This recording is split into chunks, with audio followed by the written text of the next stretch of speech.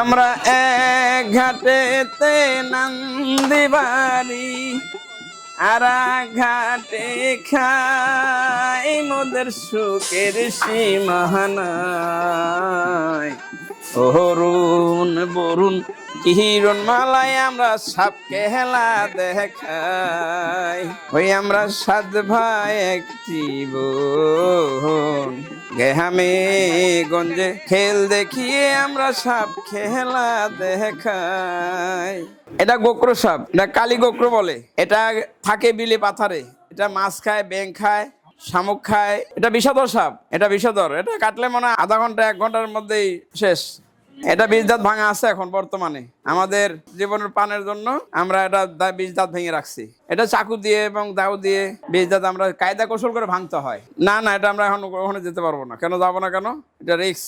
এটাও একটা উস্তাদ আছে, উস্তাদের কাছ থেকে আমরা ওটা পরীক্ষা করে নিয়ে আসি। পরীক্ষা করে নিয়ে এসে ওটা বীজ দাঁত ভাঙিয়ে নিয়ে এসে পরীক্ষা করে ঠিকঠাক করে রাখি। তারপরেও ওরে বাবা এই বীজ থাকবে না মানে রিস্ক, প্রচন্ড রিস্ক থাকে। কেন ছুরি কাটার নিয়ে হাতে করে ঘুরতে গেলে রিস্ক অবশ্যই হবে। কেন কোন সময় হাত কেটে যায় বলা যাবে না তো। অনেক যায়। ওই ধরেন বাক্সায় বান থাকে না, বাক্সা পুরানো হয়ে গেছে, বাক্সাটা ভেঙে ছিঁড়ে পালায়, এই আর কি, এছাড়া অন্য কিছু না। সাপের বীজ দাঁত না থাকলেও রিস্ক থাকে। রিস্ক থাকার কারণ হয়েছে ওই যে সাপের এক্সট্রা একটা খাবার দাঁত থাকে। এটা তো বিষাক্ত দাঁতগুলি দিয়ে ওরা ওই শিকার মারার পরে ওরা তারপরে ওই খাদ্য দাঁত দিয়ে ওরা খায়। ওই বাক্সের ভিতরে যেভাবে বান্ধা থাকে ওইভাবে থাকে। সাপে কোনো সময় পোষ মানে না। সাপের চোখের পর্দা নেই, এর জন্য সাপে পোষ মানে না। সাপে কোনো পলক মারতে পারে না। আমরা চোখ বুঝতে পারি এবং চোখ মেলাইতে পারি, ওরা তা না। ওরা সারা বছর মেলানি থাকে চোখ। সাপের চোখে কোনো পলক নাই, পলক মারতে পারে না। যতটুকু আমাদের করণীয় ততটুকু করি।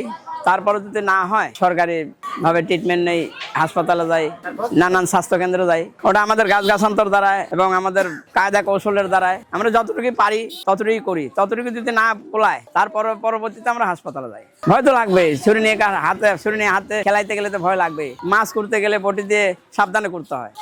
আর তো করা যায় না। কেন যেমনি মূল্য সেমনি কাটতে যায় না। আর সবাই সাবধানে থাকে যে আমার হাতে যেন না লাগে। লেগে যায় ওই বললাম নিজেদের যতটুকু করণীয় ততটুকু করি। তারপরে যদি না হয় পরবর্তীতে আমরা ওই ব্যবস্থা গ্রহণ করি। গাছগাছান্তর জিনিস বিক্রি করি। এটা বিভিন্ন জঙ্গল সাইড থেকে নিয়ে আসি। যে কোনো জিনিসের একটা সিস্টেম আছে। এই তোমরা পড়ালেখা করতেছো, তোমাদের পড়ালেখার একটা আইডিয়া আছে। কোনটা বললে কোন সাবজেক্টের পরীক্ষা আসবে কি না আসবে সেটা আমাদের ওই ভাবি। কোন গাছ কোনটা না ওটা আমরা দেখলেই বলতে পারবো। 30-36 বছর পর্যন্ত আমরা এই কাজ করি। আমি তোমাকে এই কাজ করি।